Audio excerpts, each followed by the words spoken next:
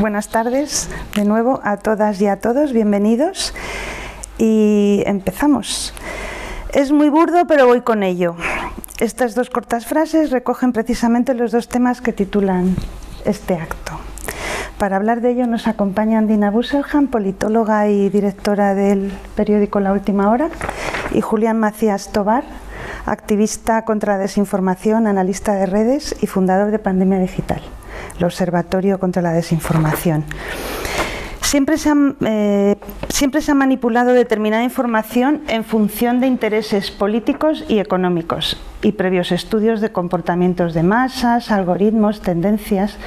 La publicidad, la utilización de los tiempos de determinadas palabras, los silencios, la mayor parte de los titulares y textos de los medios de información de masas están milimétricamente estudiados para producir determinados efectos.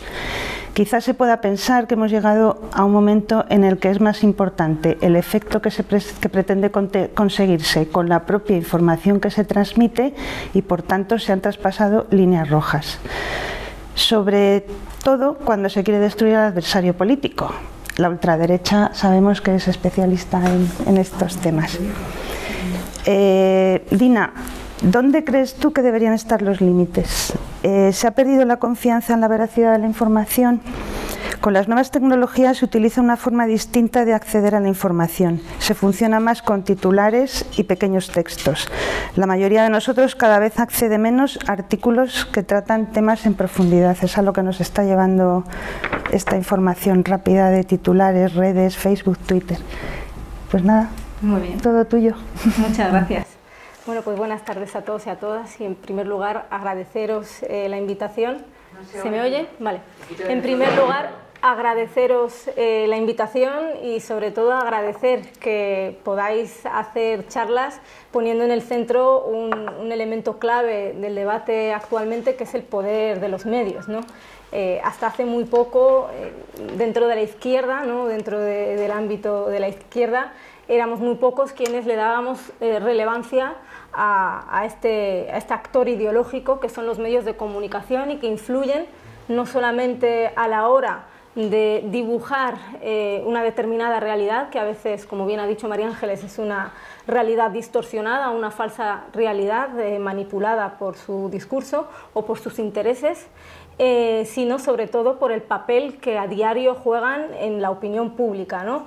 Y ahí creo que tenemos que ser hábiles y saber que los medios de comunicación están dirigidos hacia la opinión pública, pues para crear una serie de contextos favorables a los intereses de al final los medios de comunicación tienen dueños y sirven a determinados poderes económicos de nuestro país. Y ahí yo creo que hasta hace poco no nos atrevíamos o no le dábamos suficiente importancia a lo que hay detrás de los medios de comunicación, a esa connivencia entre el poder político, el poder económico e incluso también el poder judicial. Es verdad que en los últimos años, y por desgracia, gracias a un fenómeno que en América Latina conocen mucho, que es el lawfare o judicialización de la política, aquí en España ha llegado un poco más tarde, pero ya está totalmente instalado esa práctica, no nos habíamos dado cuenta de cómo el poder mediático es una pata clave para crear ese ambiente tan necesario para que luego pues llegue un juez afín al poder político para crear pues una serie de mecanismos alegales o incluso ilegales para favorecer a determinados intereses o, como bien decía también María Ángeles, para derribar a actores políticos fundamentales que pues aspiramos a cambiar, a transformar la sociedad o a traer ideas que impulsen pues, una España más democrática, más justa, más libre, en definitiva pues más democrática, ¿no? Y yo creo que ahí es donde cada vez, por suerte, ya se le está dando la importancia que tienen los medios de comunicación. ¿Consecuencias de haber analizado el papel de los medios de comunicación? Pues todo lo que estamos viendo a diario, ¿no?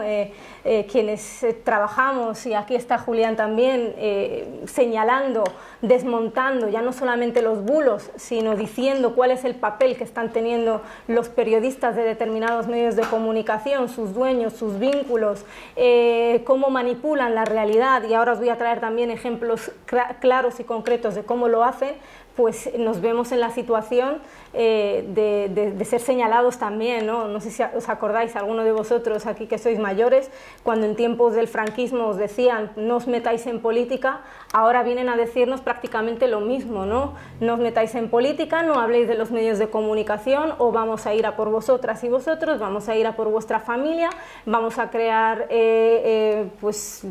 todo lo que vemos con el lawfare, vamos a mentir sobre vosotros, vamos a crear una versión, distorsionar la realidad para que la gente os vea como malos. Y ahí creo que el ejemplo de Pablo Iglesias es clarísimo de cómo han querido transformar una persona que ha luchado en los últimos años desde la creación de Podemos para intentar cambiar la situación de nuestro país y mejorarle la vida a la gente. La han convertido en malvado, perverso, mala persona. Todo ha sido gracias sobre todo al papel que han jugado los medios de comunicación.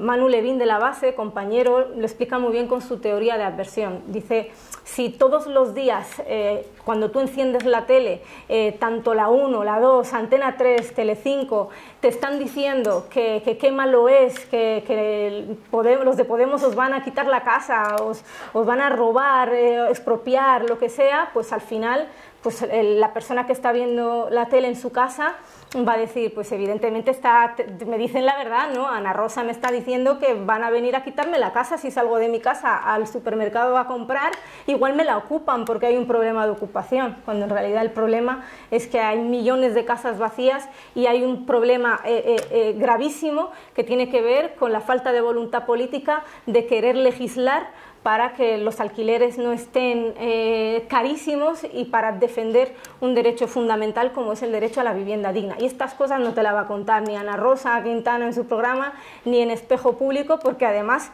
está patrocinado pues, por las empresas de alarmas de Securitas Direct, porque está financiado y patrocinado por bancos como el de Botín y porque sus dueños, el mafioso de A3 Media, no es otro que Mauricio Casals, que es el que estuvo sentado con Ferreras. Es muy burdo, pero vamos con ello.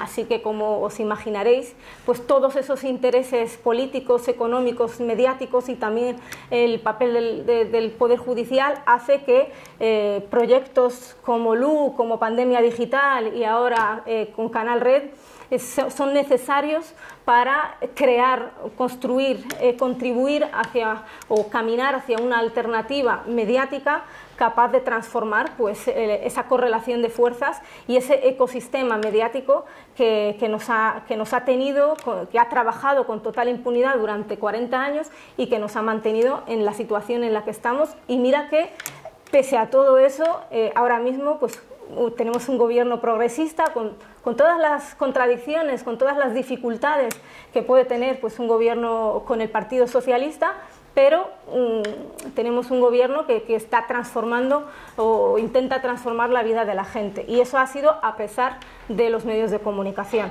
Y el ejemplo claro del papel que jugaron los medios de comunicación me remonto a 2016, año clave, año en el que era evidente que Podemos estaba cogiendo fuerza, que había una voluntad ciudadana de querer transformar la sociedad, un espíritu que venía del 15M, de transformar pues, la sociedad y decir que no nos representan y que vamos a llevar a gente que sí que nos representa para cambiar pues, todo el espectro político del bipartidismo que nos había abocado pues, a la situación en la que veníamos viviendo.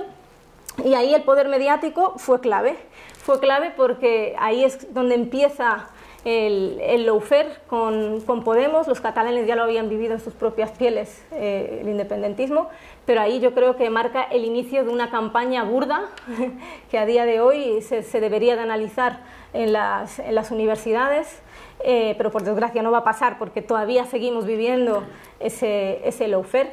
Y bueno, pues yo en mi caso lo he vivido en mis propias carnes, ¿no? Cómo han transformado y han creado, pues, desde el robo del móvil por una serie de personajes vinculados a las cloacas, han transformado y han tergiversado y han transformado todo eso en algo ajeno a lo que realmente es, y ahí se ha quedado. o, por ejemplo, lo que han hecho con la compañera Isa Serra, con Alberto Rodríguez, con el propio Pablo Iglesias, con Irene Montero. O sea, las cloacas han estado funcionando a pleno rendimiento en los últimos años y el papel de los medios de comunicación en eso ha sido clave.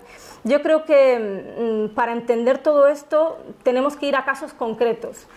Yo sé que estos días se está hablando mucho pues, de la ley Solo sí es sí, de Irene Montero, que también la compañera ha sufrido en sus propias carnes pues, toda esa campaña de desprestigio, de acoso, de manipulación.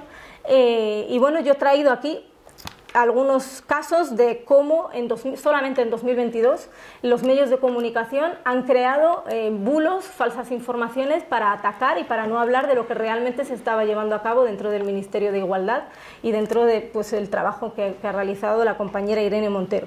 En 2022 se empezó diciendo que tenía Irene Montero un patrimonio, que había amasado un patrimonio histórico, y cuando vieron que no funcionaba eso dijeron que no solamente era Irene Montero sino también Pablo Iglesias, que juntos habían pues se habían hecho ricos a costa del erario público, cosa que es mentira y bueno, pues ahí quedó, pero bueno, ya vas dejando como en el imaginario colectivo la idea esa de que estos son iguales que los otros, han venido aquí a enriquecerse, exactamente, y a eso están.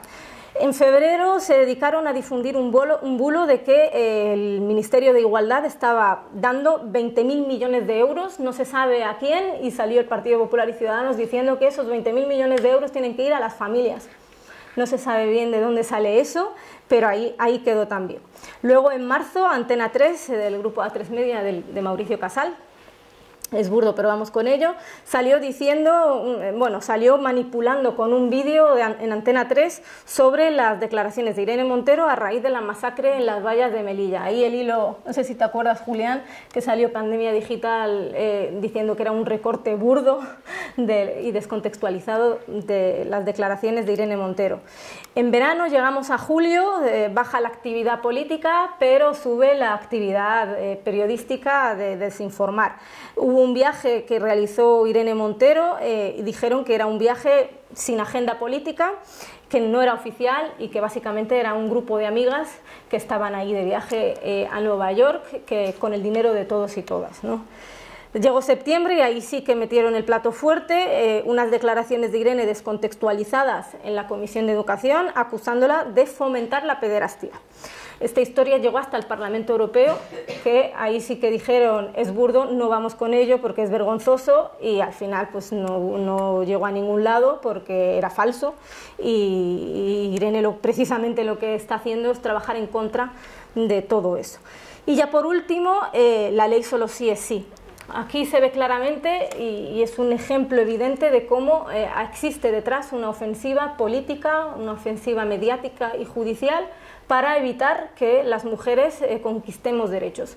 Y eso se ve claramente en la ley y se ve claramente porque también, no solamente Irene Montero, sino otras mujeres que vinieron antes y que lucharon por traer la igualdad a nuestro país, también sufrieron esas campañas de acoso y derribo. Me acuerdo de la ministra de Igualdad, Viviana Ido, que también sufrió en sus propias carnes estas cuestiones. Me acuerdo también pues, de eso, de la ley del aborto, la ley contra la violencia machista, que siempre que hay cambios, siempre que hay intentos de conquistar derechos, pues el régimen del 78 y sus patas y sus voceros despliegan una agenda reaccionaria y no les importa que si es a través pues, de bulos y desinformación o directamente pues, campañas judiciales falsas para intentar acabar con esa idea de traer cambios a nuestro país. Dicho esto, y para no alargarme más, porque creo que es interesante el debate que podamos tener aquí entre todos y todas, creo que los medios, como decía al principio, no solamente configuran la realidad, y lo hacen además a través de nuevos mecanismos digitales. El papel de los medios de comunicación junto a las redes sociales es un elemento clave. Y lo decía Malcolm X, ¿no? Al final, si no estáis prevenidos ante los medios de comunicación, os harán odiar al oprimido y amar al opresor. Y eso es lo que cada día vemos a diario cuando encendemos nuestras teles. Ellos tienen una agenda clarísima, un objetivo, unos intereses políticos y sobre todo económicos, porque al fin y al cabo lo que importa es ese capitalismo, y por eso a algunos les molesta que les llamemos por su nombre, capitalistas despiadados. Y por eso es importante señalarlos. Señalarlos no significa nada malo, señalarlos es al revés, es decir, que tienen una serie de vínculos y una serie de intereses que hay que hablar de ello. Hasta hace poco estaba mal visto que un periodista hablase de otro periodista, ¿no? Era el famoso mal corporativismo. Oiga, no es que esté señalando, es que usted está mintiendo y me da igual que usted sea periodista o fontanero. Si alguien está mintiendo, mi deber como persona, como ciudadana, que cree en la libertad de prensa y en la libertad de expresión, pero cree sobre todo en la veracidad como elemento fundamental para dar una información, que es un servicio público a la gente, es decirle a la gente que usted está mintiendo. Y me da igual si se llama Ana Rosa Quintana, me da igual que su marido tenga vínculos con Villarejo y me da igual el poder político y económico, porque no nos da miedo. Y eso es lo que creo que al poder económico de nuestro país le jode, ¿no? Le jode que mujeres y hombres jóvenes, incluso creo que hay un componente racista al final, que digan que esta gente viene aquí a decirnos lo que llevamos haciendo 40 años. Gente detrás, hace 40, 50 años, que se ha jugado la vida. A mí que un juez me diga que una cosa u otra, intentar, pues eso, incluso meterme en la cárcel por un delito que ha hecho otro, que quien tendría que estar en la cárcel es otro por robarme el móvil, a mí no me da miedo. ¿Por qué? Porque ha habido gente que se ha jugado la piel, que se ha jugado su propia vida en las cárceles de nuestro país, mujeres que han sido condenadas por defender unas ideas, mujeres comunistas, mujeres que han peleado por la libertad y por la igualdad en nuestro país. Y a mí se me ponen los pelos de punta pensar en todas esas mujeres que fueron a por ellas a su casa, que les sacaron de su casa, que les llevaron a campos de concentración y que se jugaron la piel por traernos dignidad, por traernos democracia, por traernos libertad. Y solo por pensar en ellas y por pensar en un futuro mejor para mi familia, para mis hijos y para los ciudadanos de mi país, independientemente de su color de piel, estoy aquí y seguiré peleando desde la trinchera de los medios de comunicación, haciendo política en la calle, en el barrio y donde sea.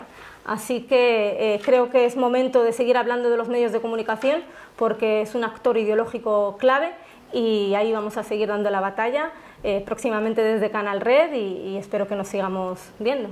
Muchas gracias.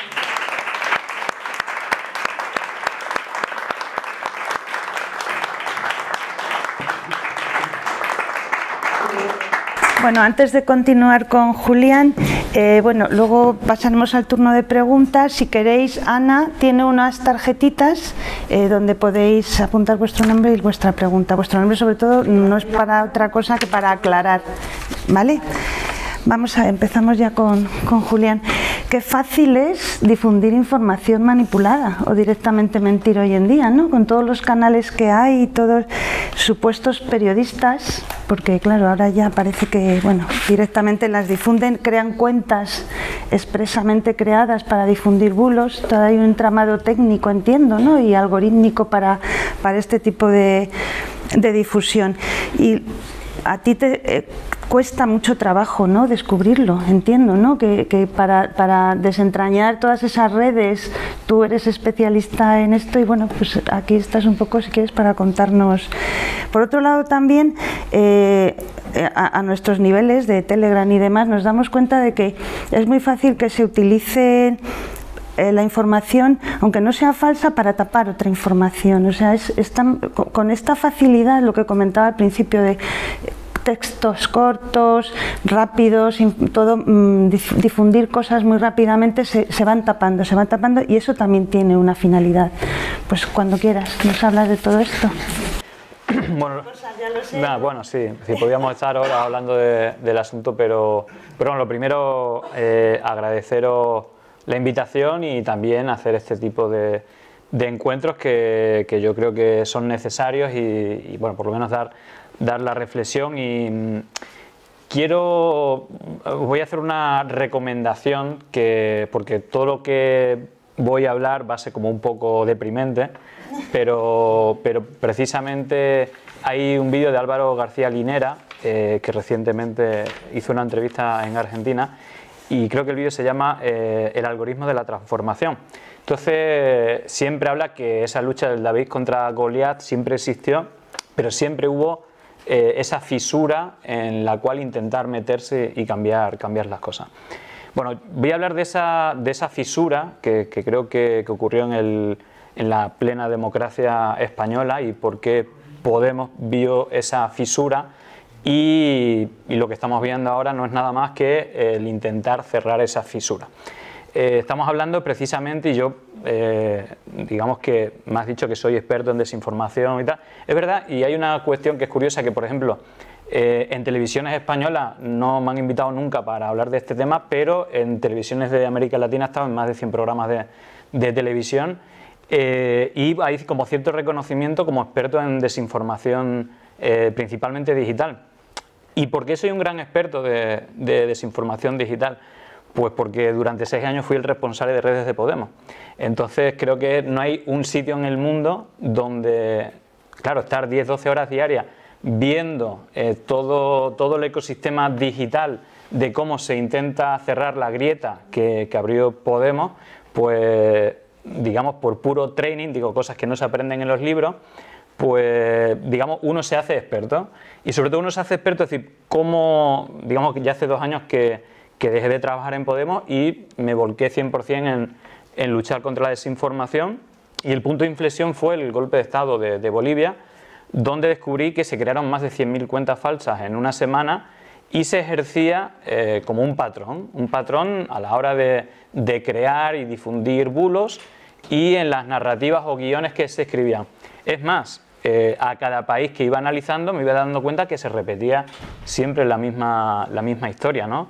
Por ejemplo, en México, digamos, es el país donde más me entrevista y todo viene de un análisis que digamos, el hashtag que analicé, tenía unos 500.000 tweets, era AMLO vete ya. AMLO es las iniciales del presidente de México y se dio durante la misma semana de la campaña Sánchez vete ya y Iglesias vete ya. Pusieron los dos hashtags que también tenían como 1 millón de tweets, algo así, y en las dos coincidían que al mismo tiempo estaban culpando a los gobiernos de España y de México de ser los responsables de los asesinatos por la muerte del COVID, pero al mismo tiempo decían que eran muy autoritarios por no dar libertad a la gente de poder caminar libremente sin mascarillas y todo eso. Es decir, se repetían exactamente los guiones, las narrativas y lo mismo pasó en Argentina. Es decir, que me iba dando cuenta de ciertos patrones y digamos que todo lo que está pasando en redes no deja de ser el cierre de la grieta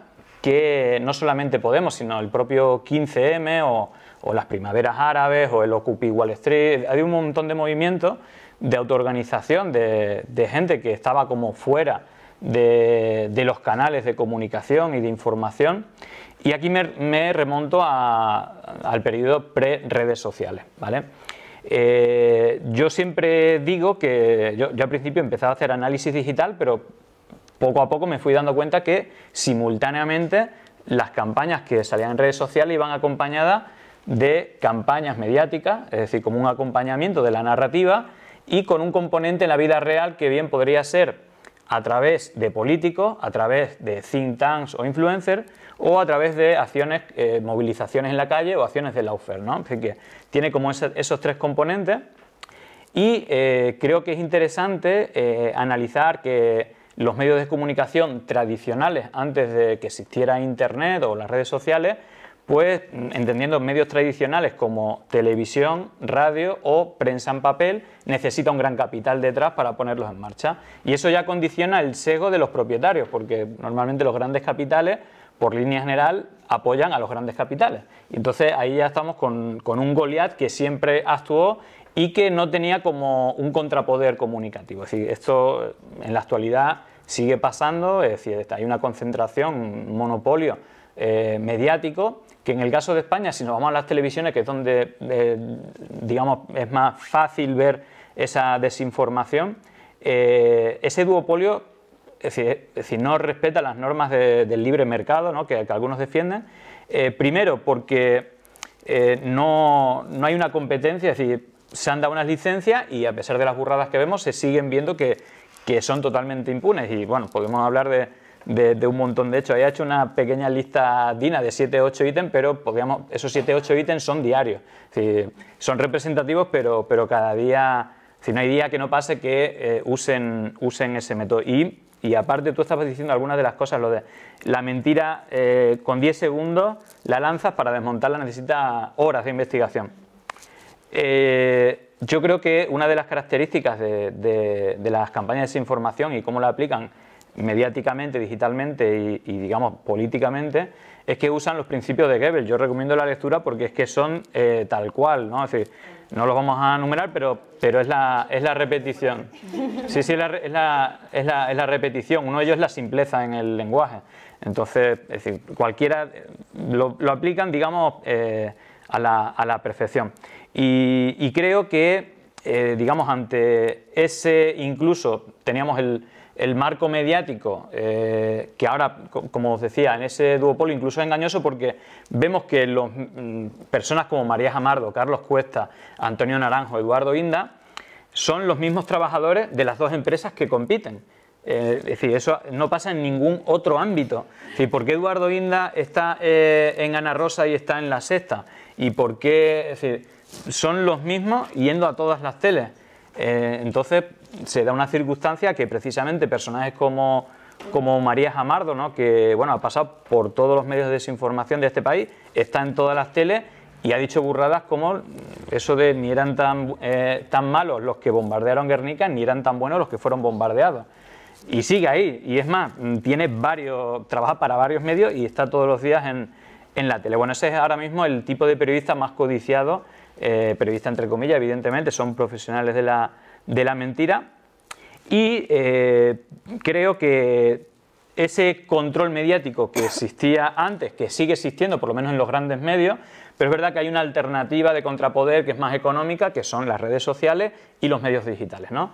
Eso fue, digamos, necesario o fue la oportunidad o esa fisura por la cual pues, ciertos movimientos o el propio Podemos pues, tuvo la capacidad de entrar en esa fisura, ¿no? Por otra parte, en el control político pasaba algo igual, es decir, básicamente en España pues, había un bipartidismo que bueno, pues, tenía como cierto control y ese control estaba muy allegado, por una parte, a ese acuerdo en la transición, ¿no? Guiado también, igual como países como Chile, guiado y digamos con la intervención de los Estados Unidos, que siempre quiere formar parte de todo tipo de este tipo de procesos, y en el cual pues bueno, estaba bastante controlado el bipartidismo y esa relación con las élites franquistas, ¿no? Que tienen su espacio pues en la justicia, también en esas grandes empresas estratégicas que tuvieron varias fases, una de privatización, y aquí participaron tanto PSOE como PP. En esa privatización invitaron a los consejos de administración, aparte de esa élite franquista que siguió mandando en el país, pues a consejeros del PSOE, del PP y a veces pues de Convergencia y Unión y PNV, ¿no?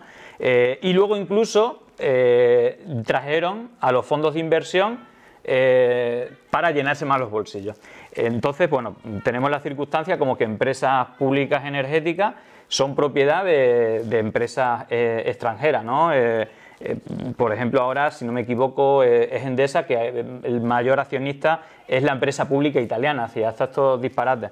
En todo caso, creo que ese control político y ese control mediático, con la llegada de las redes sociales, cambió. Y aquí creo que es importante, aquí cada uno puede hacer una hipótesis, pero a pesar de lo contradictorio que pueda parecer, un poco voy a contar quién está detrás de las plataformas digitales y por qué está habiendo como ciertos cambios donde antes, por ejemplo, Podemos, para que os hagáis una idea, 2014, 2016, 2017, el impacto que tenía Podemos, por ejemplo en Facebook, que te daba las estadísticas, era 10 veces más fuerte que todos los partidos juntos.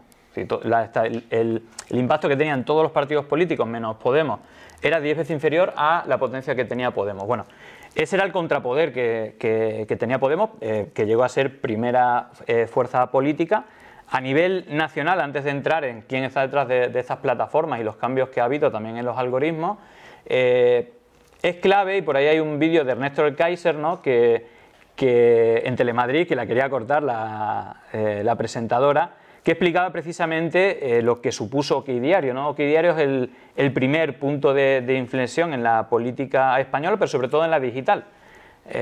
Okidiario se creó, y así lo dice Ernesto Kaiser, en el momento que Podemos aparece como primera fuerza en intención de voto. También por esa fecha, más o menos, por ejemplo, el 31 de enero del 2015, hubo una movilización, la Marcha del Cambio, que yo creo que asustó a más de uno, y ahí empezaron a apretar botones rojos por todos lados, dentro de, bueno, todos estos informes de la Policía Patriótica, la creación de Okidiario, la creación de un Podemos de derecha que decían, de Ciudadanos, y os cuento lo que yo vi desde el análisis de redes sociales. Fue la primera oleada de bots, y vino acompañado de la creación de Okidiario y la potenciación de ese medio por un montón de cuentas falsas que difundían con fake news, principalmente bulos de Okidiario, normalmente atacando o bien al independentismo catalán o a Podemos, y por otra parte retuiteando y difundiendo contenido de Ciudadanos.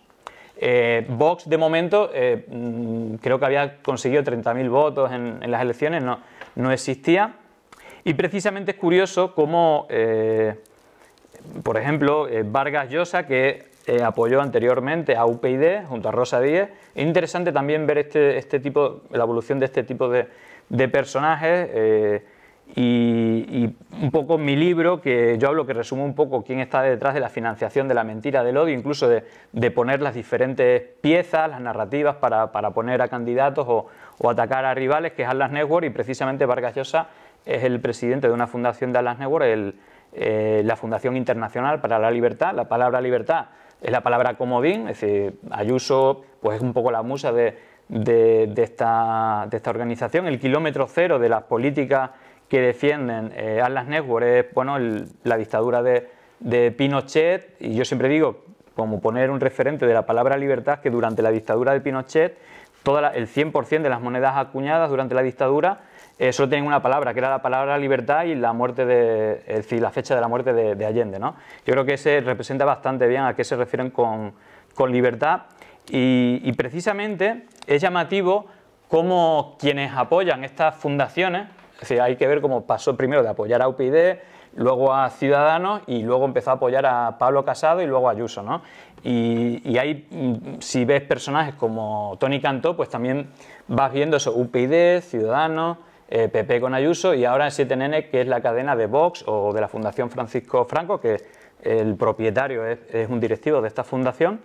Y creo que en esa primera oleada de bots que alimentaban con retweets a candidatos de Ciudadanos, atacaban con fake news al independentismo catalán y a Podemos, había otra serie de medios como Periodistas Digital, Libertad Digital y Es Diario, que de manera masiva difundían ese contenido, ¿no? Entonces, bueno, era la primera oleada de contrapoder digital a la hegemonía que tenía Podemos en ese momento, ¿no?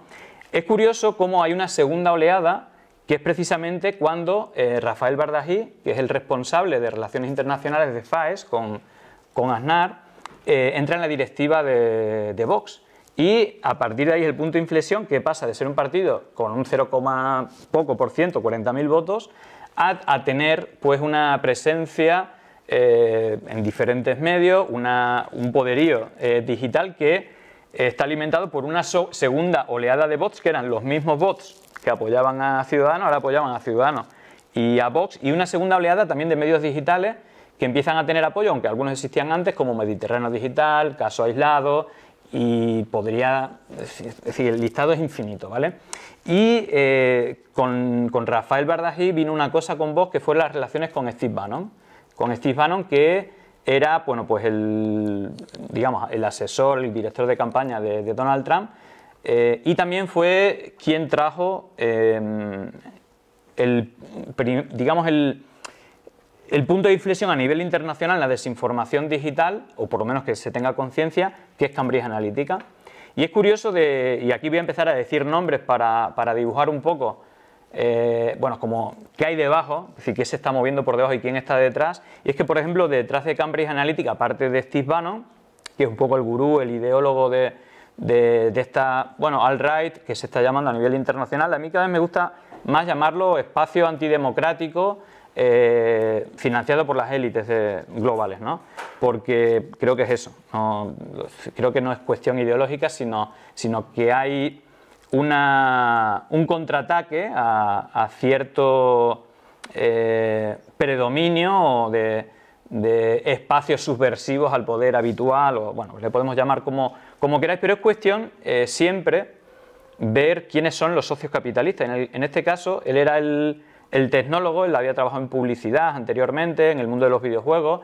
Él fue de los primeros que ya tuvo Troll Center con miles de personas, creo que era en China, donde trabaja, está en el mercado de los videojuegos y digamos que todas esas personas que tenían, que él tenía, trabajaban bueno, en un mercado de los videojuegos a nivel global con ítems. Bueno, es medio complejo el asunto, pero una cosa que ocurrió con Steve Bannon es que ese negocio, que lo hacía con un montón de personas, creando un montón de perfiles y haciendo un montón de horas en diferentes dispositivos, digamos, para sacar... lo voy a intentar explicar, aunque es complicado, pero si usáis videojuegos en el móvil, veréis que hay muchas cosas que se monetizan. Es decir, si quieres comprar esto, te pasas el juego más rápido. Bueno, anteriormente, en juegos de guerra, como bueno, en diferentes juegos de guerra, se podían comprar armas, ¿vale? Y para poder conseguir esa arma tenías que estar un montón de horas jugando. Entonces lo que hacía es un montón de gente con un montón de perfiles, un montón de horas jugando, y luego esas herramientas las vendían en el mercado negro. Bueno, ese negocio que tenía Steve Bannon se lo tiraron en un foro que era 4chan, porque la comunidad gamer se organizó y los tumbaron el negocio. Entonces ahí Steve Bannon pues se dio cuenta que la fuerza que tenía, ¿no?, la gente organizándose en foros, y lo primero que hizo cuando fue director de campaña de Donald Trump fue contratar a los referentes de ese foro para que bueno, pues hiciesen lo mismo que hicieron contra él, digamos, contra los demócratas en los Estados Unidos, y digamos que él tiene como mucho training, aparte de ir a lo emocional, ¿no? Pero como decía, lo importante es quién estaba detrás, y detrás está la familia Mercer, que es el socio capitalista de Cambridge Analytica. Y precisamente la familia Mercer es, junto a la familia Koch, las dos familias que históricamente vienen financiando a todas las fundaciones de Atlas Network, que el kilómetro cero fue la victoria de Margaret Thatcher en 1979. Anthony Fisher era el presidente de una fundación, un think tank, que es quien le escribía los guiones a Margaret Thatcher. 2 años después gana Ronald Reagan en 1981, y entonces ahí Anthony Fisher dice, bueno, dos personas que están defendiendo nuestras ideas, que es acabar con todos los impuestos, digamos, acabar con los salarios mínimos, con la protección laboral, con los servicios públicos, y dice, bueno, esto es lo que nosotros queremos. Entonces, bueno, pues se va Anthony Fisher a Estados Unidos y se reúne con la Fundación Heritage Foundation, que es una fundación muy importante, y forman lo que es Atlas Network, y entonces empiezan a tener una red muy importante. Sé que es un poco todo muy liado, pero así es que no tengo otra manera de... Claro, es que precisamente mentir es muy fácil, pero desmontar todo esto es complejo. Pero bueno, espero que os quedéis con algo, y sobre todo qué hay detrás, ¿no? Porque al final esto es la parte subterránea. Bueno, precisamente el socio español en toda esta guerra, y por eso lo relaciono con Bardají, porque hablamos de FAES. FAES es la fundación de Aznar cuando dejó de ser presidente, y que también pertenece a esta red de Atlas Network. Precisamente la gran mentira, o las dos grandes mentiras por las que lo conocemos, una de ellas, la de las armas de destrucción masiva. Y en este entorno digamos, el mundo empresarial de la mentira, pues hay una gran empresa que es Fox News o News Corp, que es quien inventó la noticia de las armas de destrucción masiva, que estaban, bueno, todo el mundo sabe la historia de Irak, pero ahí no había armas de destrucción masiva, lo que había era petróleo. Y claro, ¿quiénes financian todas estas fundaciones? Heritage Foundation, el resto, pues precisamente empresas petroleras que se quedaron con la gestión de ese petróleo. Bueno, a Aznar como premio, también a Tony Blair, pero Tony Blair no lo aceptó, le ofrecieron ser asesor o consejero de News Corp, que es la empresa de comunicación o de desinformación más importante del mundo, y él la aceptó. Hace poco se conoció que le subieron un 24% el sueldo después de 20 años, pues esto fue en 2005 o por ahí. Bueno, y él ejerció como, para mí, es un poco mi hipótesis, viendo todo, como brazo ejecutor de las políticas de la CIA o de los Estados Unidos, que siempre quiere intervenir en todos los procesos electorales globales, ¿no? Intervenir en tener bien controlado todo. Podemos es un grano en el culo y fueron a destruirlo, ¿vale? Volviendo a Rafael Bardají, esa segunda oleada, digamos que Vox es un invento puramente porque muchos, bueno, tratan de despegarlo del PP, quizás sí, pero no de una parte del PP. Es decir, hemos visto la relación de Aznar con Bardají, que lo coloca ahí, a partir de ahí empieza a tener un apoyo en diferentes medidas internacional y de otro tipo de cuestiones, pero no hay que olvidar que quien financia a Abascal y a DENAES, que es la precuela, DENAES es una fundación que es Defensa de la Nación Española, fue financiado por la Comunidad de Madrid de Esperanza Aguirre, e incluso lo pone con un sueldo superior al presidente del gobierno, sin hacer absolutamente nada, a Abascal en dos chiringuitos diferentes durante más de 3 años. Bueno, precisamente Reyero, el que es consejero con la Comunidad de Madrid, que está en pie de guerra con el protocolo de la residencia, fue el que desmontó en una comisión de investigación a Abascal de que no hizo absolutamente nada. Bueno, a partir de ahí, digamos que se inhabilitó esa fundación, y ese mismo día que dejó de tener un sueldo de una fundación de dinero público, fue cuando se creó Vox y cuando empezó a tener sueldo Abascal, ¿vale? Esto es importante saberlo, es decir, que es como un peón, una herramienta de esta gente. También hay que recordar que en el Partido Popular no gobernaba la rama de Aznar y de Esperanza Aguirre. Bueno, pongo todo este contexto de que realmente en esa fisura en la cual las redes sociales parecían una oportunidad de contrapoder, empieza a haber digamos un cambio en los algoritmos, y aquí podemos ser benévolos o no, podemos pensar que el poder, que era el propietario de todas las plataformas, y aquí os voy a decir otro palabra para que si queréis abrirlo, por ejemplo, Facebook se creó en 2004 y siempre escuchamos a Mark Zuckerberg, pero el socio capitalista se llama Peter Thiel. ¿Quién es Peter Thiel? El principal financiador y asesor de Donald Trump. Y es más, en el mismo año creó Palantir, que es la mayor empresa de espionaje del mundo. ¿Quién es Peter Thiel? Bueno, Peter Thiel fue el CEO de PayPal. PayPal era el sistema de pago primero que había en Internet, quien usaba Internet. ¿Y quién le compró PayPal? Bueno, pues eBay, que era el Amazon de ahora, todas las compras en Internet se hacían en eBay. Entonces le compró por un montón de dinero a PayPal. ¿Qué hizo con ese dinero no solamente Peter Thiel, sino gente como Elon Musk, que también estaba en eBay? Pues fueron business angels de todas, digamos, todas las apps, todas las startups que aparecían en Silicon Valley que manejaban datos, porque el manejo de datos es el oro del siglo XXI. Claro, imaginaros ver en qué se gastaba la gente, millones de personas. Y dice, bueno, si esto puedo saber más información de la gente en sus usos y consumos, me puedo hacer de oro.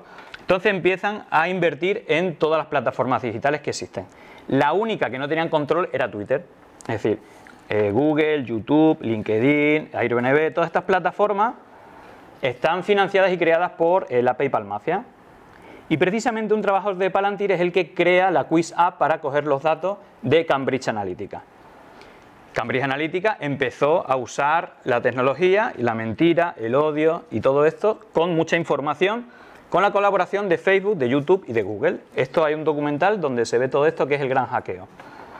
Bueno, aquí está la hipótesis que realmente fue un descuido del poder de dejarnos usar estas plataformas para cambiar el mundo, o hacer pensar que hiciéramos, es decir, que nos creyésemos que podíamos cambiarlo y tener todos los datos de todo. Es más, cómo nos organizábamos, cómo, bueno, los datos de quiénes van a tal manifestación, quién vota a favor en Change.org y quién no, bueno, este tipo de cosas.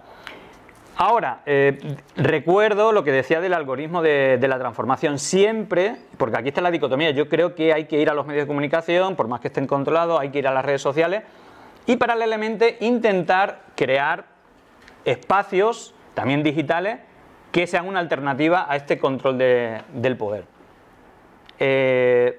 Por último, por ir un poco a los métodos que usan, aparte del principio de Goebbels, yo creo que hay un tema que es muy interesante y bastante triste, que es ver, lo estamos viendo ahora mismo en Perú, y fijarse en la narrativa. Hay una cosa que se llama la Carta de Madrid, ¿vale? Que es la que están firmando, está creada por Vox, pero es con la, digamos, van creando ese espacio antidemocrático en América Latina. Creo que es interesante leerlo porque es exactamente lo mismo que le aconsejaban empresas de Estados Unidos a las dictaduras en la Operación Cóndor, donde hay documentos desclasificados de la CIA, donde habla de tratar de quedarse con la palabra libertad y vincular a los rivales políticos la palabra terrorismo, la palabra miseria, la palabra autoritarismo, incluso la palabra narcotráfico. Más o menos lo que viene a decir la Carta de Madrid, y digamos que eso es lo que está detrás del comunismo, que ahora mismo yo diría que no existe el comunismo en ninguna parte, es decir, es como, no sé, es como si todo fuera comunismo, pero realmente el comunismo está en las vacas, en un momento, digamos, de total inferioridad, ¿no? Pero en esa simpleza, digamos, lo de comunismo-libertad funciona y aparte es un método científico, es decir, que todo ese proceso, y hay una cuestión que se explica ahí en el Gran Hackeo, es que precisamente Cambridge Analytica es como una pequeña empresa o una bomba de humo de una gran empresa que es CSL Group, y CSL Group lleva 20 años trabajando con todas las plataformas digitales, con los mejores investigadores, psicólogos del mundo, haciendo pruebas en países del tercer mundo para ver cómo se podía cambiar la conducta masivamente. Estamos hablando de investigadores. Cuando ya tenían el método científico comprobado, empezaron a aplicarlo y crearon la empresa Cambridge Analytica para aplicarlo, y gente como Trump o como Bolsonaro que dice, este tipo no puede ganar, gana. Y prácticamente es porque el método que usan funciona, y es el método que están usando aquí. Hay una minoría, yo pongo ya el ejemplo, ¿no? Que me estabas preguntando qué fácil es mentir y qué fácil es desmontar. Claro, ¿qué ocurre? Pongo ejemplo de lo que yo empecé, ¿no? Que es en los hilos, a veces hay hilos que se viralizan, pero claro, se viralizan a veces quizá por ese algoritmo de la transformación o por la fisura, pero normalmente yo para hacer un hilo, es decir, a lo mejor la mentira es algo que se dice en 10 segundos que le llega al 100% de la gente. Yo a lo mejor hago un hilo, pero claro, primero tardo varias horas o varios días en recoger toda la información y lo primero, igual a lo mejor el hilo tiene 30 tweets y se tarda una hora en leer. Y claro, yo veo, por ejemplo, que a lo mejor lo retuiteé al primero, pero luego encima ahora Twitter te da como la información, ¿no? De cuántas veces se ve cada tweet. El primero lo ve, y ha habido casos, 10 millones de personas. El segundo ya 2 millones, 800.000, 300, cada vez menos. Entonces, claro, solo el 5% de la gente que empieza a escucharte se queda hasta el final, si vas a tardar más de 10 segundos. Eso se ve también en los vídeos de YouTube, en las estadísticas, como la retención es así, y los primeros 10 segundos... Por eso, y esto ya os pongo como tips, quien uséis redes sociales o hagáis comunicación, o para desmontar desinformación, los primeros 10 segundos son los más importantes. Y si vais a desmontar una mentira, empezar por la verdad. Porque a veces si decís, esto es mentira, ven la mentira. Y es más, ¿por qué desde Pandemia Digital no solamente hacemos fact-checker? ¿O en qué soy yo crítico con los fact-checkers, que creo que son necesarios? Porque el sistema que usa esta gente es un mecanismo, es una ingeniería comunicativa en la que la mayoría de las ocasiones lo que quieren es que la desmienta. ¿Por qué? porque llevan un envoltorio, un marco comunicativo que es el que quieren, ¿no? Que es que se hable de ese tema. El cambio que ha habido en los algoritmos, porque para que os hagáis una idea, en Facebook en 2011, cuando fue el 15M, de media el 26% de la gente que seguía una página de Facebook le llegaba esa publicación. En la actualidad es el 0,1%, es decir, no llega a nadie. En Twitter no existía algoritmo, es decir, te venían los tweets de la gente que tú seguías por orden temporal. Ahora es para ti hasta los trending topics, es decir, todo para ti. Y solamente un porcentaje muy reducido de la gente con la que tú estás muy de acuerdo, en teoría es lo que te aparece, y eso lo que produce es que se hagan cámaras de eco ideológicas de que solo ves lo que no te hace cambiar nada, porque solo me aparece con los que interacciono mucho y con los que le doy mucho me gusta. De tal manera que ese cambio de algoritmo que ha sido global, solamente hay una manera de romperlo, y esa manera de romperlo es a través del insulto y de la mentira. ¿Por qué? Porque si yo te digo a ti que tú has abusado de menores y que eres un cocainómano, tienes dos opciones. O no dices nada y así la gente que me rodea a mí dice, es verdad porque no te defiendes, pero es la gente que me rodea a mí. Pero puedes decir, no, esto que dices es totalmente mentira y no sé qué. Pero entonces, de mi círculo es posible que alguien lo dude, pero del tuyo ya empieza a haber un marco comunicativo que no lo tenían hasta ahora. Y ya, ¿será? ¿No será? ¿Cómo? Y eso al final marca la agenda de la conversación.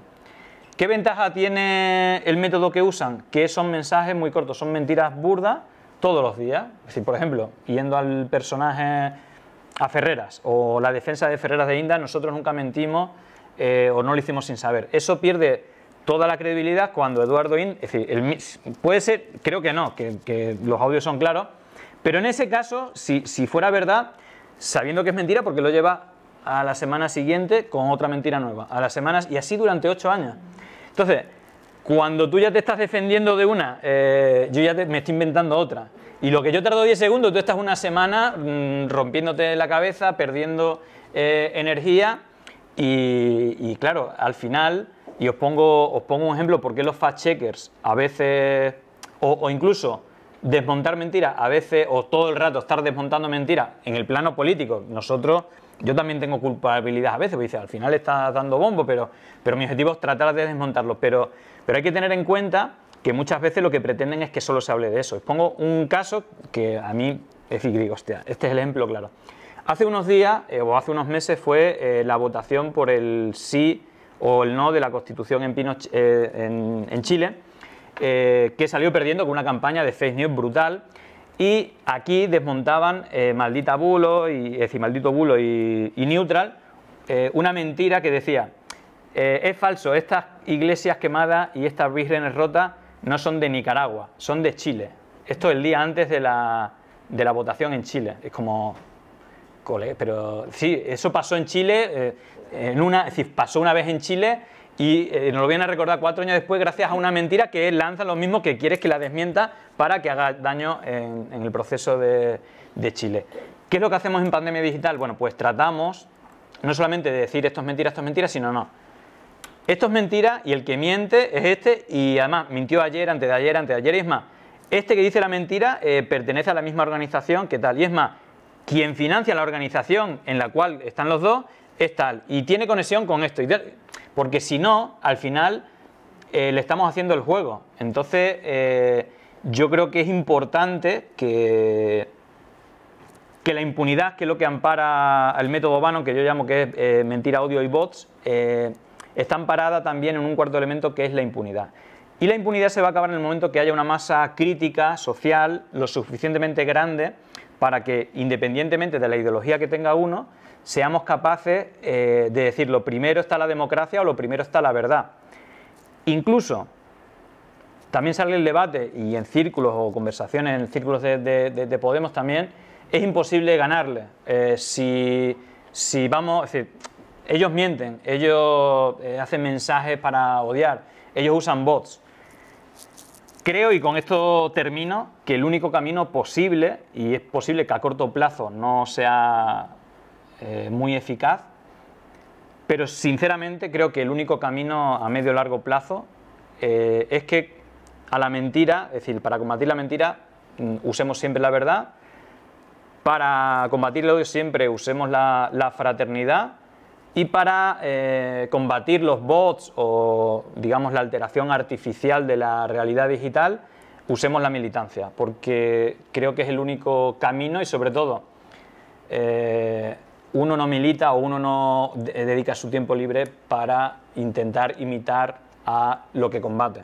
Entonces, creo que, aunque no sea eficaz, la estrategia tiene que ser lo más honesta posible, aunque no sea eficaz a corto plazo, y bueno, quedo eso como consejo. Y luego otra que pasa en las redes sociales, que es el insulto, la descalificación personal, que como humanos a todos nos desgana, pero siempre, lo dicho, combatir el odio con la fraternidad, no participéis en la misma, y tener mucho cuidado también con no caer en el sesgo de confirmación. Por eso es un método científico, porque todos y cada uno, independientemente de nuestra ideología, tenemos ganas de compartir algo que cuadra con lo que yo pienso o con la gente que no me cae bien.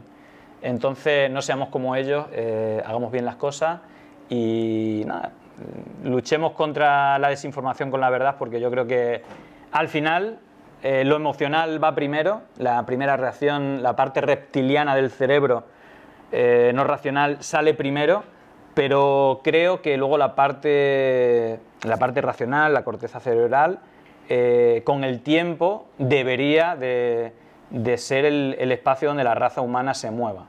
Así que nada, os dejo estas reflexiones y me imagino que muchas preguntas, porque he ido saltando de un tema a otro, pero bueno, espero no haberos caído en depresión. Creo que hay que seguir ahí porque el tema es importante, y hay que mirar también qué está pasando en América Latina, porque están usando los mismos métodos. Ahí le están llamando terroristas narcotraficantes financiados por Venezuela y por no sé cuánto a la misma gente que está asesinando. Y es tremendo porque participan todos los medios de comunicación. El gobierno, el último caso, fue con un vídeo que salió a 3 metros, le disparan la cabeza a un policía, lo matan. Y todos los medios, cuando digo todos, es que es increíble, dijeron que era una pedrada de manifestantes. Lo dijo el gobierno, lo dijo el alcalde de Lima, que es uno de estos firmantes de la Carta de Madrid, López Aliaga, y el único que dijo en tele que lo había asesinado la policía lo despidieron al día siguiente. No estamos ahí, pero si no paramos la cosa podemos estar ahí. Así que nada, ahí deja mi mensaje y nada, gracias por la invitación.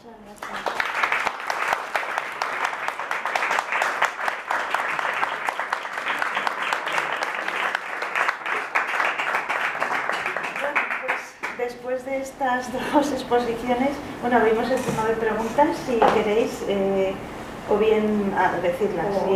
Os limito, vamos, no os extendáis mucho, por favor, eso sí, a la hora de responder las preguntas, y bueno, cuando queráis. Adelante. Yo una pregunta bien Macías, yo te veo, no veo televisión ya, solo veo la base y todas las cosas que me... A ver, yo tengo, digamos, yo escribí un libro, en realidad yo he participado en varios libros, pero el único, o donde escribo una gran parte, porque por ejemplo hay un libro que es de los neocons a los neonazis, donde yo hablo de cómo se maneja la ultraderecha, pero no es un libro que esté a la venta. De hecho, yo creo que ya no quedan más ediciones, que era un libro de una fundación, y nosotros en Pandemia Digital lo estuvimos sorteando, y no sé si queda algún, es posible que quede alguno. He participado en otros libros, por ejemplo en el de Pablo Iglesias de Contexto, también creo que mete una parte, una entrevista larga, y luego yo escribí un libro que era El asalto de los trolls a la democracia, porque yo estuve siguiendo el proceso en Ecuador, y es que es surrealista, una serie de Netflix, es decir, todos los medios, para que os hagáis una idea, el programa con más audiencia de la televisión pública, a 2 días de las elecciones, invitó a Guillermo Lasso, que es presidente de una fundación de Atlas Network, muy amigo de Aznar. Él fue ministro de Economía durante el peor gobierno de la historia en América Latina, que es el de Yamil Maguad, que es donde se hizo el feriado bancario, que es algo así como el Corralito, pero 100 veces más potente, donde se suicidaron miles de personas, vinieron 3 millones de ecuatorianos, de ellos 1,5 millones a España. y Guillermo Lasso se quedó con el dinero de todo el mundo. Y luego hizo un banco en... Sí, para que os hagáis una idea, es que era una auténtica locura. Eran cinco ministros que eran banqueros en ese gobierno y lo que, entre otras cosas, permitieron, digo, para saber un poco el calado de esta gente y luego cómo repiten, porque Aznar hizo lo mismo con su hijo, muy parecido. Lo que hicieron, y él era director de un banco, del Banco Guayaquil, es no se le podía dar dinero en efectivo a las personas del banco, pero se le podían dar un papelito que decía usted tiene tanto dinero. Y le permitían a la banca privada comprarle esos papelitos al 40% de lo que valían. Y con ese papelito el Banco Central de Ecuador, a la gente no, pero a la banca privada le daba el 100%.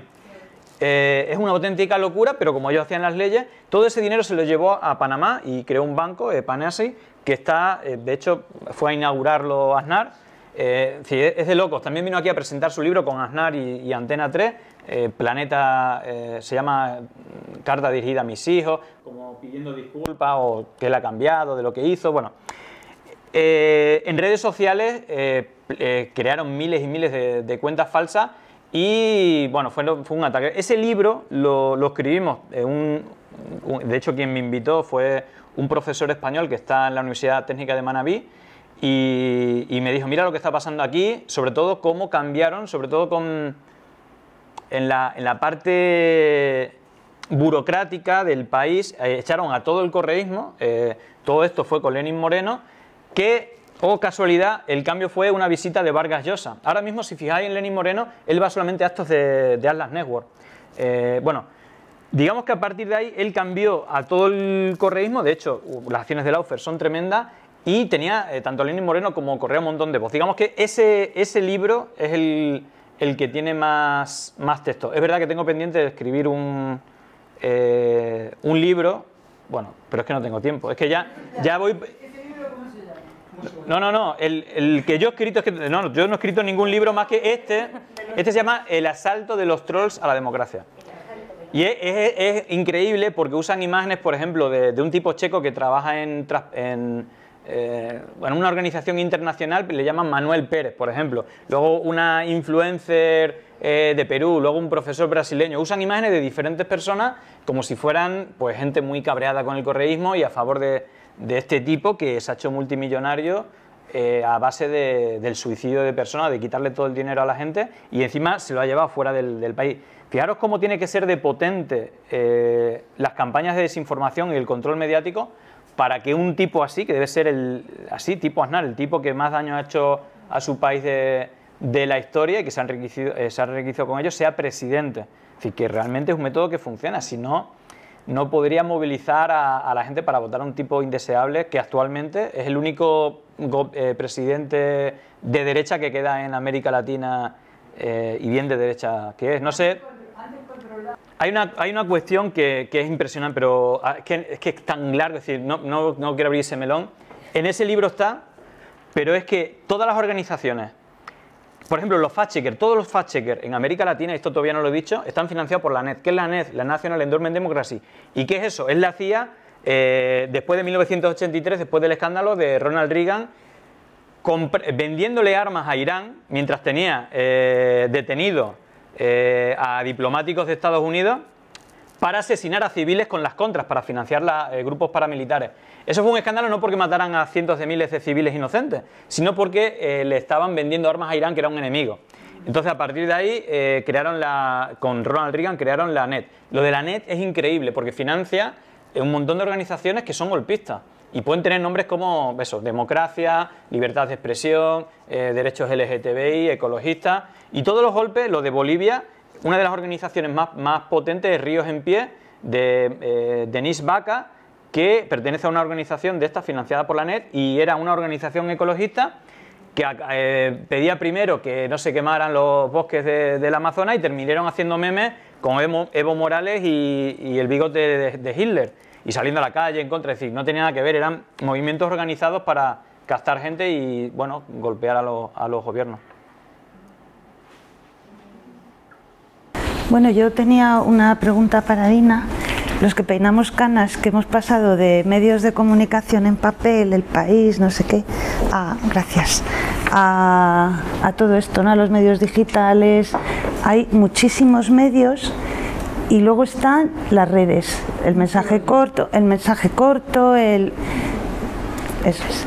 Entonces, a mí me gustaría que una directora de un medio que desarrolle artículos más largos, documentados, comprobados, contrastados, porque un tuit, ¿cómo se contrasta un tuit? Entonces,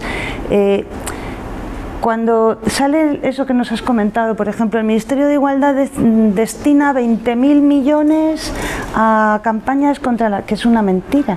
O sea, para vosotros tenéis que ir al boletín, tenéis que ir a los presupuestos para desmentir, o sea, todo este tipo de cosas os tiene que crear, entiendo, ¿no?, una impotencia de decir, bueno, y es que ahora tengo que molestar, vamos, supongo que tendréis gente, ¿no?, que se dedica al boletín, que esa es otra de las cosas que yo siempre, incluso cuando reparto folletos de Podemos con los logros de Podemos, siempre le digo a la gente, mire, es que esto es lo que se ha aprobado, está en el boletín, pero como usted no va a ir al boletín, porque no vamos nadie, pues yo solo resumo aquí. Entonces, claro, es que ahí solo nos enteramos de lo que se hace por los medios.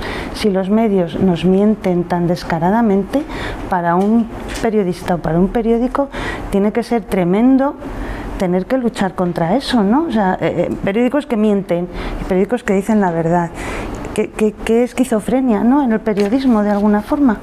¿Cómo lo veis vosotros? Bueno, hay un dato que creo que explica lo que acabas de decir, y es que el 80% de lo que consumimos a diario en España viene por las teles. Entonces, si acabamos de analizar el papel de los medios de comunicación, de los dueños de los medios de comunicación, del duopolio, incluso de la tele pública de nuestro país, vemos que la mayoría de la población se informa, o su único método de informarse es a través de las teles. Es verdad que hay una especie como de brecha digital que separa a los jóvenes, sobre todo a los jóvenes muy jóvenes, que sí que consumen muchísimo las redes sociales. Pero redes sociales, más allá de Twitter y de Facebook, redes sociales me refiero, por ejemplo, a TikTok, ¿no? Y aquí Julián nos puede hablar más del tema que están ahí, en Twitch también, a través de vídeos muy cortos, y yo creo que ahí es donde tenemos los medios alternativos contrahegemónicos que jugar un papel relevante, aprender a informar con toda esa correlación de fuerzas asimétrica con la que jugamos, porque nunca vamos a ser dueños de grandes medios de comunicación o de las teles, al menos de momento, porque no disponemos del capital para poder hacerlo. Entonces hay que jugar con eso, con medios alternativos y llegar de alguna manera donde ellos están.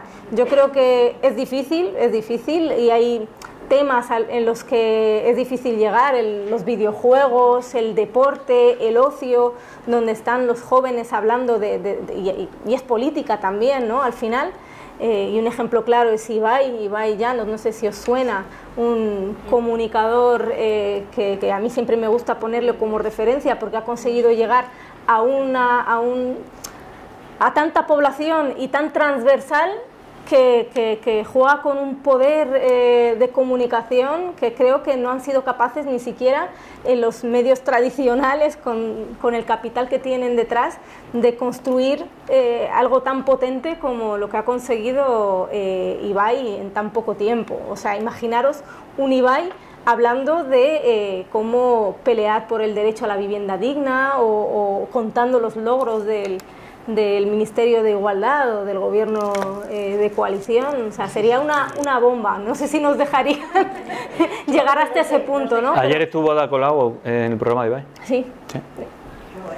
O sea, yo creo que ese es como el reto que tenemos a futuro, ¿no? Conseguir llegar a través de esos pequeños medios de comunicación alternativos a sectores de la población donde es imposible llegar de otra manera. Y yo creo que hasta que no tengamos una tele que sea futuro y que puedas tú encender y ver otra información diferente a la que nos están vendiendo desde los poderes económicos, yo creo que jugar, Lu en los últimos 2 años ha intentado de alguna manera hacer ese trabajo, ¿no? Con artículos, algunos cortitos para intentar precisamente llegar a lo que decía también Julián, esos 10 segundos en los que la gente se informa, pues un buen titular y un buen subtítulo para resumir un poco cuál es el marco que hay que estar desplegando en las redes, y además hacerlo no desde un punto de vista defensivo, que también es uno de los errores en los que fácilmente se cae. No venimos solo a desmontarles, venimos también pues a la ofensiva, ¿no? Bueno, en este sentido a la contraofensiva, a intentar desplegar una información que va no solamente en contra de lo que te están vendiendo, sino poniendo sobre la mesa la necesidad de abrir otros debates, la necesidad de defender derechos, la necesidad de pues lo que has dicho tú, de salir a la calle y decirle a la gente, oiga, esto es lo que se está consiguiendo con el gobierno progresista, ¿no? Al final, yo creo que aquí sí que va de emociones, ¿no? Tú piensas y dices, ¿cómo es posible que en este país haya tantas millones de personas que votan en contra de sí mismos, ¿no? ¿Cómo es posible que voten al Partido Popular y a Vox millones de personas en contra del derecho a la vivienda, de poder tener un sueldo digno, de subir el salario mínimo interprofesional, ¿no?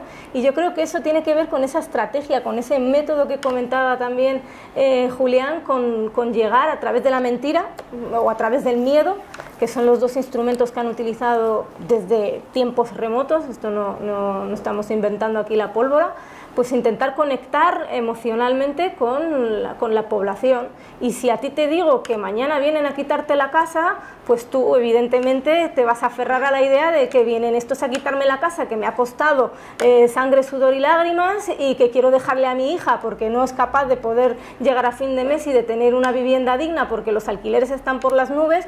Pues me voy a defender votando a estos que dicen que a diario, que no voy a votar, perdona, a estos que nos están diciendo las teles que a diario nos van a quitar nuestras casas. Muy simple, muy burdo, pero es emocional, es conectar con nuestras mentes desde lo emocional.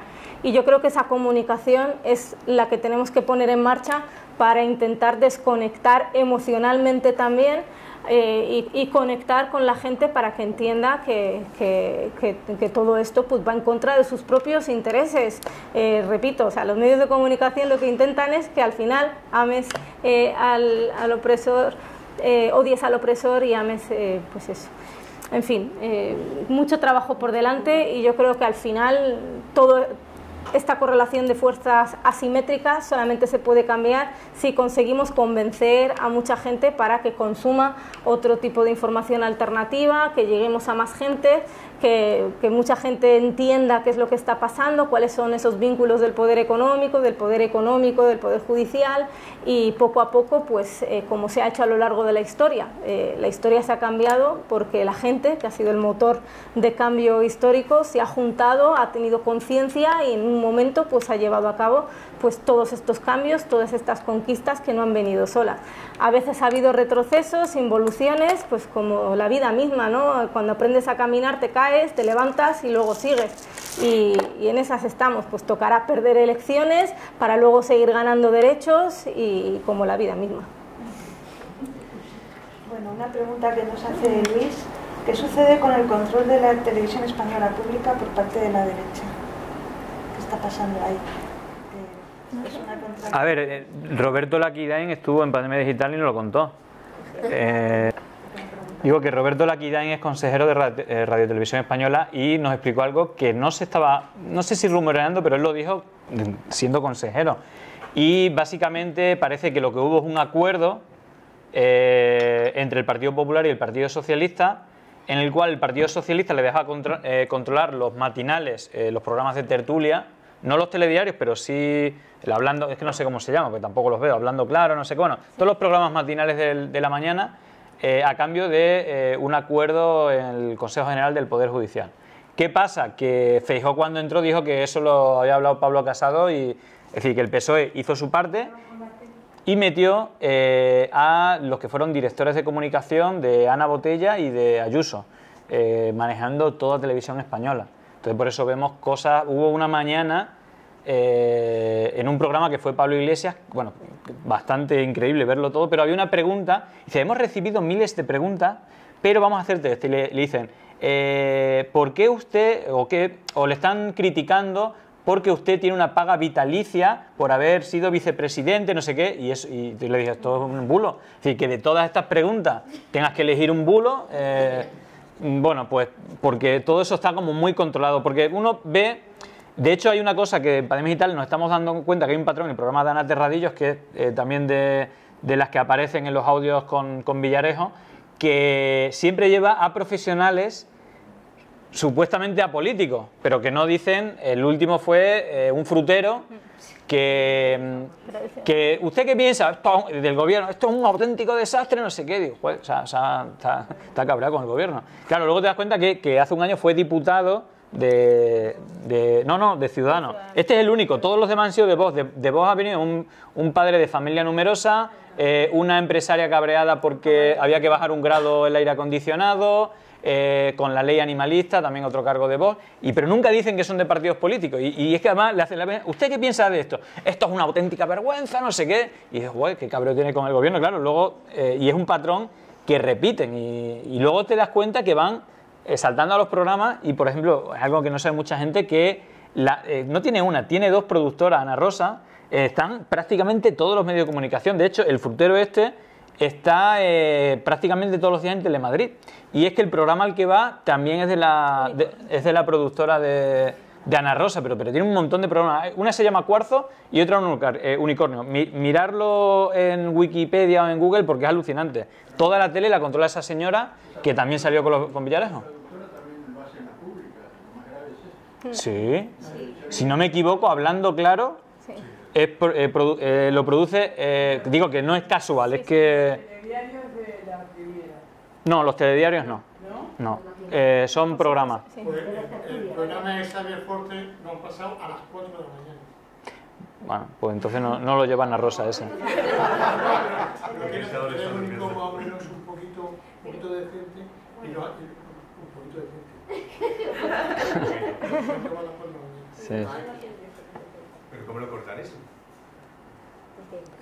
Es que al final creo que hay un cierre de filas tan grande que la gente está a otra cosa. Es que ya los marcos, ahora ya la corrupción, ya hemos pasado de pantalla. Ahora estamos con la pedofilia, el narcotráfico, ¿no? De hecho, bueno, creo que la sentencia judicial esta, ¿no?, es que ya es pornográfica totalmente, donde un juez que fue cargo en este caso de Esperanza Aguirre, que es juez en la Comunidad de Madrid, le da permiso a un miembro del CNI a decir que Pablo Iglesias estaba detrás, financiado por el narcotráfico venezolano, y que daba pasaporte a los terroristas de Hezbollah.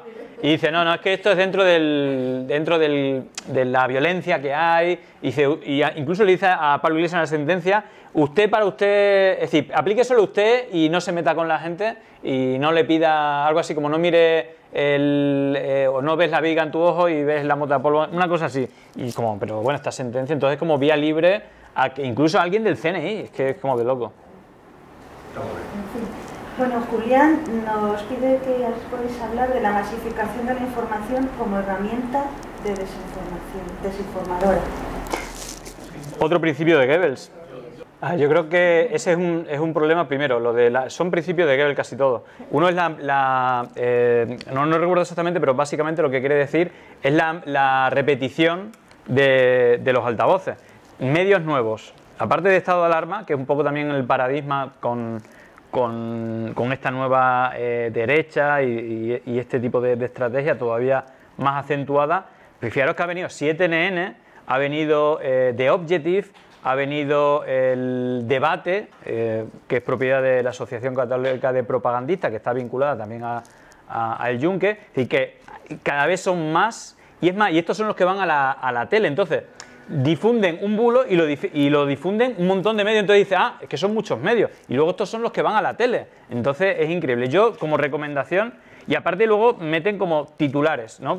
Creo que es súper paradigmático decir es que están soltando a los violadores. Eso es lo único, y no solo se quedan ahí, y todos los medios dicen eso. Y el tema es complejo, ¿no? Es decir, no voy a abrir ese melón, pero es súper complejo. De hecho, alguien lo preguntaba en directo y en el programa que estabas tú, había alguien que lo preguntaba, pero si abrimos ese melón ya os tenía... Entonces, luego le respondí, traté de explicarlo y le decía, es que fíjate, lo fácil que es decir lo que tú dices y yo, para intentar explicártelo resumido, lo complicado que es. Pero sí que te di un par de consejos. Hombre, el principal es como que tengas tus fuentes de medios que sean fiables. Y si más de una vez te desengañan porque te están mintiendo, desecharlo, es decir, como elegir siempre la misma fuente. Y luego, a mí me gustan mucho los agregadores de noticias como Menéame, que hay una comunidad, no sé si lo conocéis, es algo que yo es lo primero que hago cuando me quiero informar, que hay toda una comunidad que publica noticias y las vota para que salgan en portada.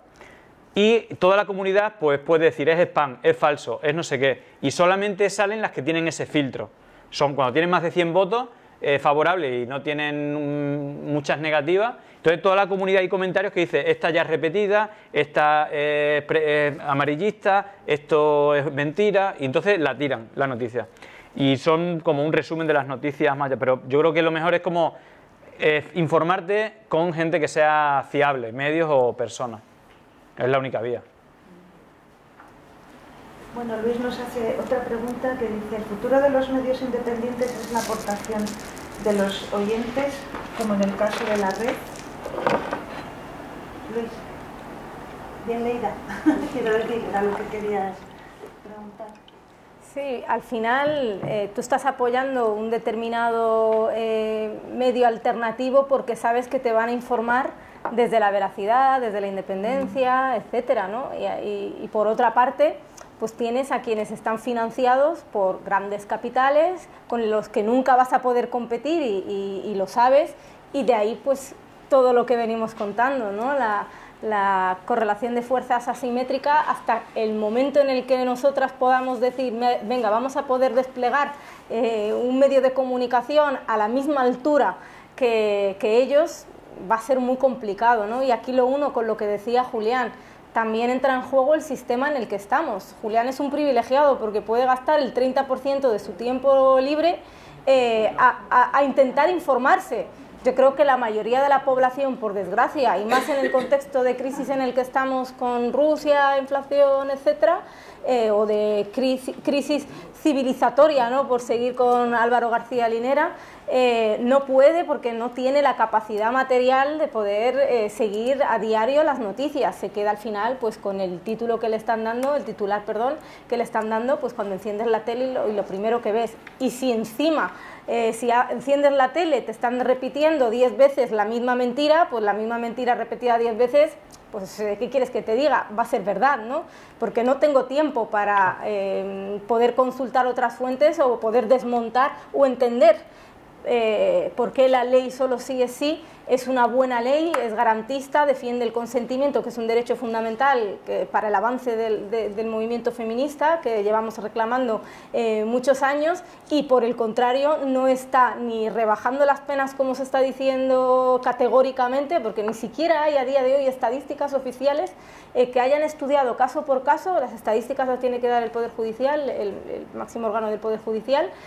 No existen a día de hoy, o sea, se está debatiendo falsamente sobre un hecho futurible que podría pasar dentro de dos o tres años, ¿no? El otro día en la base entrevistaban a Zapatero y lo decía claramente, decía prudencia, calma, y hablemos, debatamos todo lo que queráis, pero dentro de 2 o 3 años, cuando veamos el alcance objetivamente y de forma imparcial y no como arma arrojadiza, que eso es lo que están utilizando tanto la derecha por motivos obvios, por desplegar su agenda reaccionaria, como el Partido Socialista, porque estamos en campaña electoral y en tiempos de campaña electoral pues le conviene al Partido Socialista ponerse de perfil y si puede pues intentar echarle la culpa a Irene Montero y a Podemos de algo que realmente no está mal, sino que está bien, pero bueno, vamos a decir que está mal y que es su culpa, pues mejor en términos electorales le beneficia. Así que yo creo que lo que habría que cambiar es el propio sistema, la concepción neoliberal y el sistema económico que tenemos a día de hoy para poder tener tiempo lo suficiente para poder informarnos como queramos de la información que nos están vendiendo y por otro lado tener acceso a una información veraz sin la necesidad de que entre de nuevo el neoliberalismo y el capitalismo sobre todo a mercantilizar un derecho fundamental como tiene que ser el derecho a recibir una información digna. Yo creo que, por añadir alguna cosa, yo creo que sería necesario dos elementos. Uno, una ley de medios que haga posible, y se habla mucho la de los 3/3, ¿no? Creo que es una buena propuesta, un tercio privado, un tercio público y un tercio para organizaciones, asociaciones, para la sociedad civil, y eso pues garantizaría la pluralidad. Y creo que habría que hacer algo contra la desinformación, siempre sin vulnerar ningún tipo de derecho, pero la actualidad es que la desinformación se está financiando con dinero público, ¿no? Por ejemplo, el programa de estado de alarma de Negre tiene como un montón de fuentes de dinero público, pero analizando, por ejemplo, los presupuestos de publicidad de Ayuso, solamente por la campaña de otoño que va del 10 al 28 de noviembre, le pagó 10.000 euros por poner unos banners en una web que no ve absolutamente nadie. Entonces, claro, se está financiando la desinformación. Y yo creo que uno de los primeros pasos, porque se habla mucho de hacer una ley contra la mentira, esto es complicado, pero la gente confunde línea editorial con verdad o mentira. Creo que la verdad o la mentira o es verdad o es mentira, ¿no? Hay datos que son objetivos. Otra cosa es la línea editorial, que eso será la libertad de prensa y debería de haber una total libertad para ello. Pero claro, cuando, por ejemplo, Javier Negre, una de las últimas mentiras, decía que la mujer del sacristán que asesinaron en Algeciras había muerto de un infarto, es totalmente falso, y era, bueno, por alimentar, o bueno, lo de las celebraciones de Marruecos, la de disparates que pusieron tanto aquí diario, y todo eso está financiado con cientos de miles de euros de dinero público. Entonces, yo sí que creo que habría que ver de la manera más garantista, sin recortar ningún derecho, que al menos no se financie con dinero público la mentira, porque hay medios que usan la mentira sistemática. Yo creo que habría que empezar por medios de comunicación, que tienen una labor en la sociedad que no es desinformar, y también de cargos públicos que reciben, es decir, que creo que, por lo menos en la vía civil, es decir, que tuvieran una multa, por lo menos que les frene, porque ahora mismo una impunidad total, es más, es rentable. Había un reportaje, creo que en Netflix, El dilema de las redes sociales, que un ejecutivo de Facebook decía que las noticias falsas se comparten 6 veces más que la noticia verdadera. Entonces, si tú no pones normativas para que eso no pase, es un negocio, no ya políticamente, sino que si yo tengo un medio digital y la mentira se comparte 6 veces más, lo que te da dinero es que se comparta, pues voy a usar la mentira. Ya ni siquiera desde el punto de vista ideológico, sino desde el punto de vista empresarial hay que ponerle freno, y o nos damos prisa en hacerlo o bueno, no, la cosa no va a acabar bien. Hay que mirar América Latina ahora mismo, ¿qué está pasando? No, y es que además la Constitución, el derecho a la información es un derecho constitucional, y a la vez los medios de comunicación también tienen una protección legal de proteger las fuentes y no sé qué. Habla fuerte, perdón, escucha Pilar. Perdón, que lo que estaba... Tenéis razón, yo le estoy hablando aquí como... Que lo que les estaba comentando es que el derecho a la información es un derecho constitucional, y a su vez los periodistas tienen una protección legal, protegen sus fuentes, o sea, que tienen un respaldo legal, pero eso no se está cumpliendo, o sea, se están cometiendo auténticas ilegalidades, y para eso sí que habría que legislar, o al menos hacer un seguimiento, no sé, denunciar. Yo mi última, más allá es un poco como lo de criticar las redes sociales, mientras estás en las redes sociales, en los medios de comunicación. Yo estoy convencido, y esto sería un consejo a la gente de Podemos, pero en realidad a la sociedad, maquinaria judicial, aunque haya, es decir, aunque no está avanzada, pero solamente, yo creo que es como la corrupción del PP de Valencia. Es decir, era tan impune que ya lo hacían, ya desde que se le caían los billetes por los bolsillos, entonces ya los pillaron a todos. Yo creo que con el tema de la mentira está pasando algo parecido, están tan impunes que ya lo hacen como método a diario. Creo que, y de hecho es que creo que mi próxima iniciativa va a ser montar, es decir, ya estoy hablando con gente para organizarse y hacer una maquinaria judicial contra las noticias falsas en los medios de comunicación, porque solamente persiguiendo judicialmente ya con los delitos que están cometiendo, y no solamente desinformación, sino odio al colectivo LGTBI, con grupos feministas, con los inmigrantes, con musulmanes, con cualquier cosa, mienten y además con cosas graves. Entonces, claro, la impunidad también está... No te van a quitar la razón los jueces, tú vas a denunciar Sí. Libertad de expresión lo llaman. Bueno, que se pierdan casos, pero que se gane alguno. Es decir, pero si no juegas la lotería no te va a tocar. Así que yo creo que hay que jugar a la lotería. Eso que no se ha dicho últimamente, que el cuarto poder, cuando yo era joven se hablaba del cuarto poder. Para mí el cuarto poder, que son los medios y el poder judicial, son los que están manejando el país. Están manejando al ejecutivo y al legislativo. O sea, es así de claro. Total.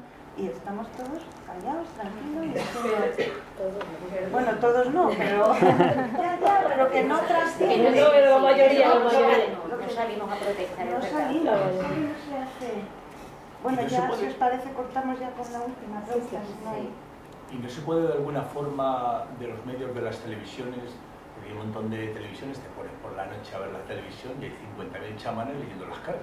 Es una cadena de televisión. Conseguir alguna de esas, mediante alguna ley que te deje algunas para... Es que la licencia cuesta miles de euros, para que te hagas una idea. Igual te puede costar 50.000 euros solamente acceder a la licencia para poder estar. Ya, pero mira, ahora el Pablo que está intentando lo de redes y tal cual... Claro. Yo creo que es bastante más, ¿eh? Sí, ya. Yo creo que son millones, no... Pero es que de alguna forma, es que si no metemos cabeza ahí es complicado lo que tú decías. Es que es... Pues despertar la conciencia crítica de la sociedad. Nadie pensaba que el 15M despertaría la conciencia de la gente. Es verdad que en términos electorales vino Rajoy y después el Partido Popular, pero sirvió para al menos conseguir, creo, estar ahora mismo donde estamos, ¿no? El gobierno de coalición que existe a día de hoy, pese a todo lo que han intentado hacer desde pues en los medios de comunicación, el lawfare y todo eso, ha sido gracias a la conciencia social que despertó el famoso 15M. Yo creo que si a día de hoy conseguimos mover la conciencia de la mayoría de la sociedad y conectar con diferentes sectores a través de diferentes medios alternativos, dispositivos, etcétera, pues podremos conseguir una demanda social que al final es la que va a empujar para conseguir, pues eso, si al final de los 40 millones de españoles, pues la mitad va a poner dinero para que pueda haber una tele pública o alternativa contrahegemónica, pues será posible tener esa televisión pública o contrahegemónica, si no, volviendo vamos a seguir trabajando desde los pequeños espacios. Volviendo al vídeo que os recomiendo, el algoritmo de la transformación, donde Linera decía, esto ha sido siempre igual, el poder siempre ha estado controlado por los mismos, pero históricamente siempre se repite alguna oportunidad en la fisura. Yo yendo a tu pregunta, y es más, lo que yo hice, fíjate lo que yo hice. Yo estaba de responsable de redes, de Podemos, y lo dejé todo para hacer algo que no tengo ningún talento, es decir, yo soy muy malo hablando, es decir, yo me enrollo como las persianas y no, soy lo contrario a un buen comunicador. Es decir, yo si tuviera una empresa de comunicación nunca elegiría a alguien que hablara como yo. Pero no, yo creo que hombre, vas mejorando porque en el ensayo error al final, pero tienes que ver los primeros programas que yo me veo y digo, madre mía, pero bueno. Pero sí que creo que esa oportunidad tiene que ver con los paradigmas que están cambiando y vamos a la tradicional. Al final, solo hay que ver lo que están haciendo los jóvenes. Si conocéis a personas menores de 20 años, fijaros cuáles son sus consumos, no ven tele. Están todo el día metidos, todo el día, en Discord, TikTok, Twitch y YouTube. De ahí no salen las 24 horas del día. Creo que la clave, y es más, yo hice lo mío porque nadie me hacía caso y digo, pues lo hago yo.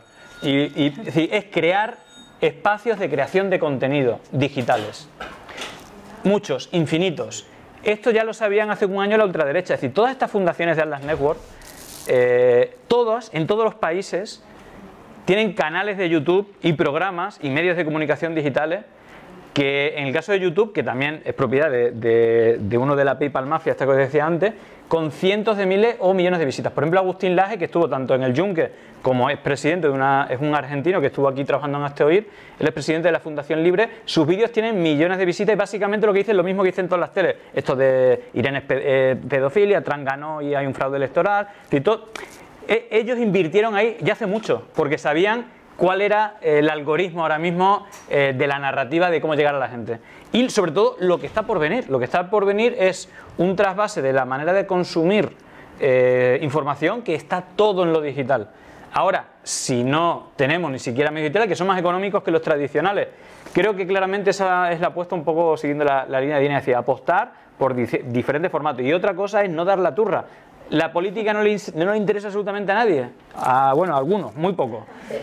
Y eso también hay que saberlo plantear en una estrategia. Es decir, creo que el entretenimiento o ver nichos diferentes, también hay que hacer contenido de ese tipo, porque al final la gente o muy poca gente quiere escuchar política, sobre todo después de estar currando no sé cuántas horas. Entonces yo creo que habría que apostar ahí. Yo creo que Canal Red es una iniciativa, leyendo un poco el momento, quizá no sé si tarde, pero creo que hay que hacer muchos canales red y hay que hacer muchos otros espacios, aunque sean micronichos, aunque sean de barrio, aunque sean de una temática concreta y te vean 100 personas.